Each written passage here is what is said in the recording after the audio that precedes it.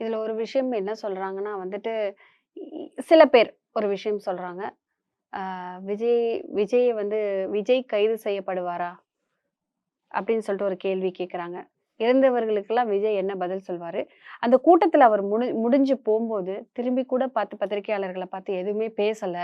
அப்படின்னு சொல்லிட்டு போயிட்டு, ரொம்ப நேரக்கு அப்புறம் தான் வந்துட்டு, நான் ரொம்ப மனம் நொந்து இருக்கேன் அப்படிங்கிறத ட்விட்டர்ல ஒரு விஷயம் போடுறாரு. ஏன் அந்த இடத்துல அவர் நின்னு எதுவுமே பேசல? அப்படின்னு சில விஷயங்கள் வந்துட்டு கேள்வி கேட்குறாங்க. கேட்கிறத நான் உங்ககிட்ட கேட்கிறேன். கேள்வி கேட்குறாங்க சார். இத நீங்க எப்படி பார்க்குறீங்க சார்? ஒரு செய்திகள் வந்துகிட்டு இருக்கு. செய்திகள் வரும்போது, இவரு அந்த விமான நிலையத்த வந்து சென்றடைய போறாரு. அந்த செய்திகள உறுதியா என்னன்றத பார்க்கறதுக்காக ஒரு சிலர அனுப்புறாரு. அனுப்பிட்டு இவரு பயணத்த மேற்கொள்றாரு. மேற்கொண்டு அதுக்கப்புறமா அங்க போய் இறங்கும்போது, இவருக்கு தகவல் கிடைச்சு, இவரே ஒரு மனக்குமுறல்ல போறாரு. கண்டிப்பா சார். புரியுதுங்களா? கண்டிப்பா. அந்த மனக்குமுறல்ல போறது தன்னுடைய ஆட்கள நம்ம வந்து அங்க அனுப்பணும். அத அந்த பாதிக்கப்பட்ட மக்களின் பக்கத்துல நிக்கணும் அப்படின்றத உணர்றாரு. அதுக்கான முன்னெடுப்புகள செய்றாரு. ஆனால் திமுகவினுடைய தரப்புல திட்டமிட்டு ஒரு விஷயத்த இது நடந்துறக்கூடாதுன்றதுக்காக எல்லாத்தையுமே செய்யப்படுது. எப்படி எந்த செய்யப்படுதுன்னா விஷயம் சொல்றீங்க அதான், சார்? அதான். ஒரு சம்பவம் நடக்குது. ம். அந்த இடத்துல சம்பவம் நீங்க இத்தனை ஆம்புலன்ஸ் போச்சுல்ல. ஏதாவது ஒரே ஒரு 108 காட்டுங்க பார்ப்போம். அரசு தரப்புலலாம் எந்த சார் இதுவும் இல்ல. ஒரு ஆம்புலன்ஸ் போச்சு. அதுல விஜய் அவர்களே ஸ்டேஜ்ல மேல நின்னு சொல்றாரு, "என்னப்பா ஆம்புலன்ஸ்ல நம்ம கொடி ஒட்டியிருக்கு." அப்படிங்கிற மாரி ஒரு விஷயம் கேட்டாரு. ஸோ அதுவுமே வந்துட்டு அந்த இடத்துல இது பண்ணப்பட்டது.